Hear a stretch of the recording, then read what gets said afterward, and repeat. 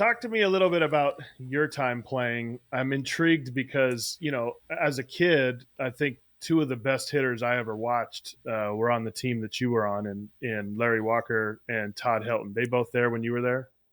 Yes, Larry was there my first year in '04, and Todd was there all 3 years I was there. Yes. Talk a little bit about those guys. What made them special? um, Todd was a workaholic. That guy, I mean, he was in the cage all the time. Defensively during batting practice, he was taking ground balls, pop ups, everything, 2, 3 groups during BP, which you don't necessarily see a lot at the big league level. Like those guys kind of get their stuff and they get out and do whatever. But I mean, Todd worked so hard at what he did, and it was incredible to see the things that he was able to do.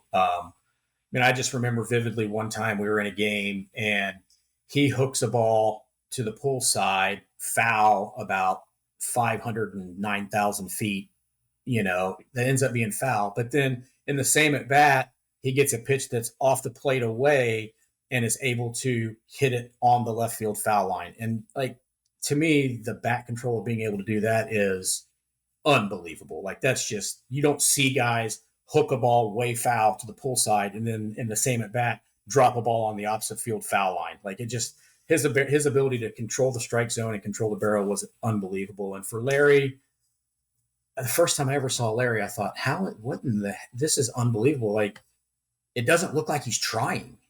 Like so many things came so easy to him and he was so good that it looked like he wasn't trying. And I remember with Larry, I had just gotten traded to Colorado in 2002, and we're in spring training, major league camp, my first major league camp, and pitchers and catchers reported. We kind of got our things going. Position players reported, and Larry got sick the first day the position players reported. And, right away when position players get there, they're taking live BP, they're facing pitching, they're doing all this stuff. Well, those 3 or 4 days, Larry was sick the whole time. And the first spring training game starts and Larry's better. So he's in the lineup hitting fourth like he would be in a normal game. And his first at bat, he hits a ball 480 feet to left center field for a homer. And I went, I'll never play in the big leagues if that's what it's like to be a big leaguer, because he hadn't seen a pitch since September the year before. And his first at bat in spring training, like he's taken a legit big leagues pitcher, opposite field homer.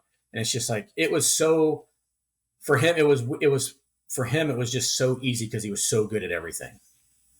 It's just incredible when you see athletes like that, man. It's just so special. It's just so unfair. Obviously there's a reason he's in the Hall of Fame. He's a Hall of Famer for a reason. And obviously he did his work and he did the things he needed to do, but it just, from an outside perspective, it just seemed like everything was so easy for him that it looked like he wasn't even trying half the time. For sure. Was Charles Johnson there? He was in 2004, my first year. The first time I got called up was because he had, they were in Cleveland the series before, and he had gotten hit in the elbow with a pitch, and they weren't sure how long it was going to take for him to recover. So they called me up while he was kind of going through that fat elbow phase. And he was there in '04, and then '05 spring training, he was also there, but I think we ended up trading him at the end of spring training in '05 when I ended up making the team out of spring training. He was one of my favorite guys growing up too. What was he like? Great dude. For as big as he was, it was amazing. One, he had an absolute cannon for an arm. Like you watch his stuff, and like when he threw, it was like a clothesline down to second base. It just was a legit. But one thing that impressed me the most about Charles was when he blocked the ball, how soft, for as big and strong and everything as he was.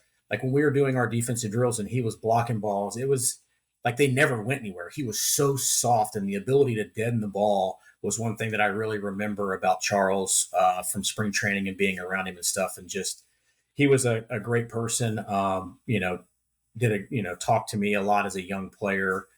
Him and the other guy that was there at the time was Todd Green, who was his backup, who, just went way out of their way to make me feel like I belonged and things like that.